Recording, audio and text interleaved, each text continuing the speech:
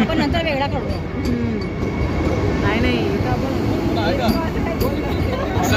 सतीश आहे. आपल्याला आज हा ऐतिहासिक दिवस आहे. सांगलीच्या इतिहासामध्ये शेरी बुलेट ट्रेन सांगलीला आज थांबते आहे आणि याचा खूप आनंद आहे.